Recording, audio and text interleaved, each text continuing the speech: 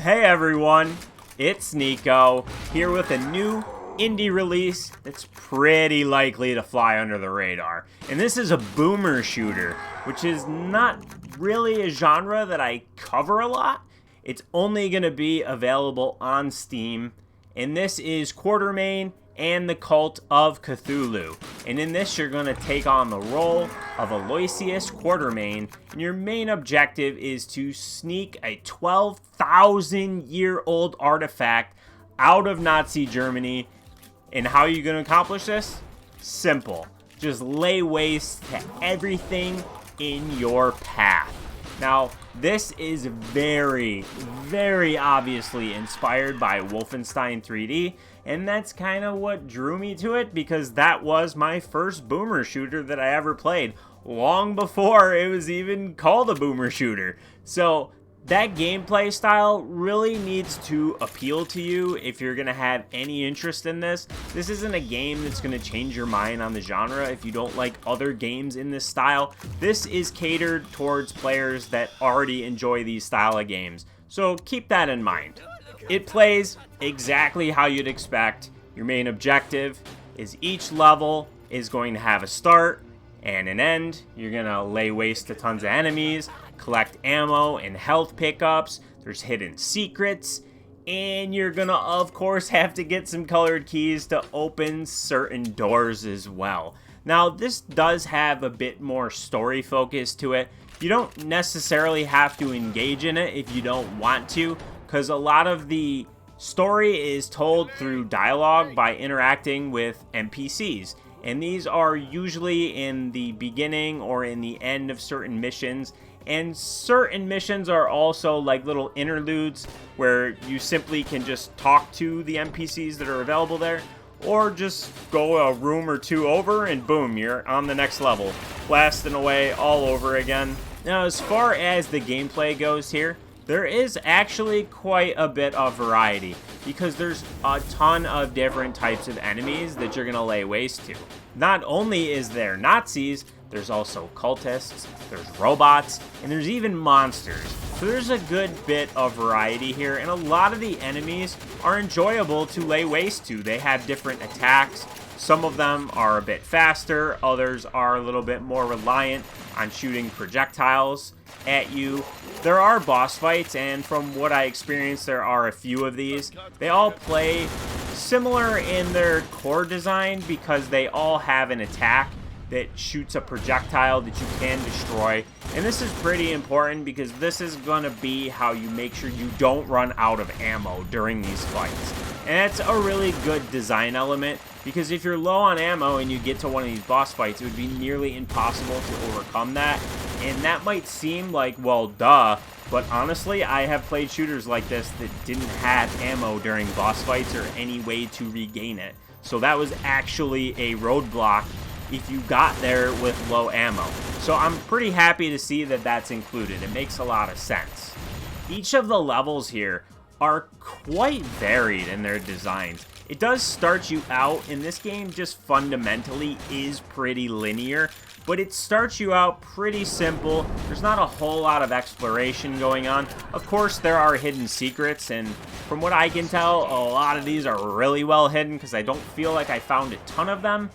But the game starts you out, it's very linear, it's pretty easy, and I can also say that there's not multiple difficulty levels, so this isn't going to be one you can tailor to your skill level. And in the beginning, I felt like this game's way too easy. But then the further I got into it, it does ramp up the difficulty quite a bit once you get towards the end, to the point where it's pretty difficult, honestly. So if you're not good at these types of games, you might hit a little bit of a roadblock later on. But I had a lot of fun playing through this, and I felt like the difficulty was gradual enough to not feel like it's going a little bit off the rails in terms of how gradual it increases.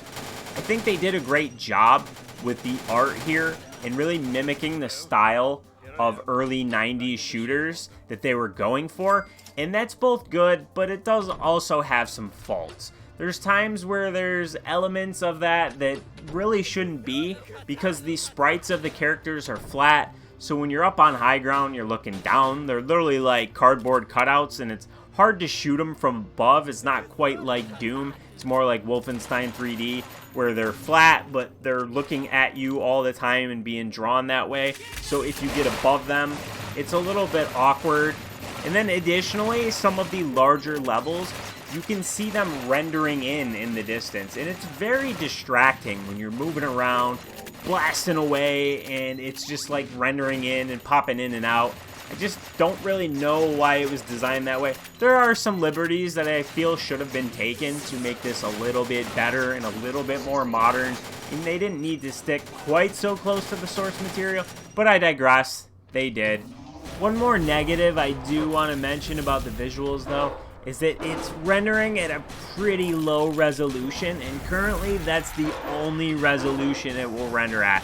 And then another thing I want to mention is that if you're looking at the gameplay so far and you're wondering why my aim is a little bit squirrely, it's because I was actually playing this with a controller. Even though the on-screen button prompts are the keyboard and mouse controls, I was playing with controller.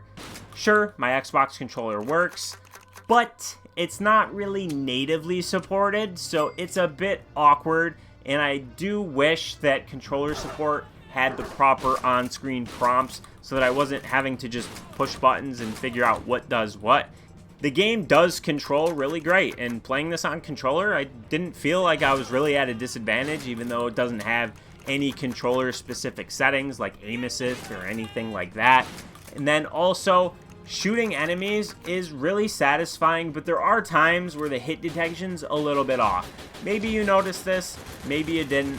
There's times where projectiles are flying through corners of the environment, or if enemies get up too close to you, you can actually shoot right through them.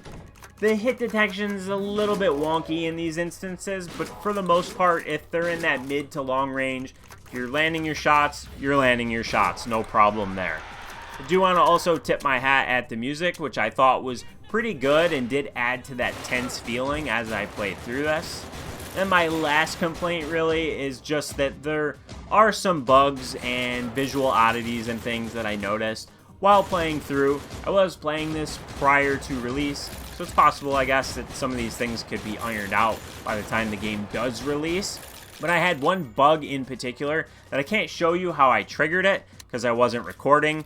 But basically what happened was I was in a room fighting one of the female enemies that turns into fire, and I was hopping around and blasting away, and I somehow fell through the map, and I got underneath the map, and I was stuck there. So that was unfortunate, and what was even more unfortunate is that you can quick save in this, which is a good thing, but loading my quick save somehow by triggering this bug, even though I had saved it a couple minutes earlier, was crashing the game. So I wasn't able to use my quick save. And normally that might be a huge issue, but the game also does autosave in between levels, so it wasn't a huge progression loss there, thankfully. But that's just about it in terms of what I have to say about Quartermain and the Cult of Cthulhu. I think this is a really fun boomer shooter. It does lack a little bit of polish, but I'm a bit more forgiving here because A, this is a solo dev game, and B, this is a super budget-friendly release at only $2.99. So for a game that's 3 to 5 hours long and then is super enjoyable to just blast your way through, it's a game I can easily recommend. Sure, it has a few rough edges, and it's a bit on the mindless side of things. The story's nothing spectacular, and the voice acting during the dialogue is super like PS1 levels of cheesy. So, do we even know what this box can do? Or do we just not want the Nazis to have it? Well, it could be used as a weapon, or a transportation device. It might be able to make an entire army disappear in the blink of an eye. But I treated this like a B movie. It's what I expected, and I had a lot of fun with it. If you enjoy boomer shooters, this is one you should absolutely check out. It's super cheap, super fun, and is definitely worth your time. It's only available on Steam, so check the description box below if you want to pick this up for yourself, or if you want to just give it a try, there is a demo available. I hope you enjoyed this review and found it helpful. If you did, make sure to give it a like, comment below if you have any questions, and subscribe if you haven't done so already. But until next time, have a good one.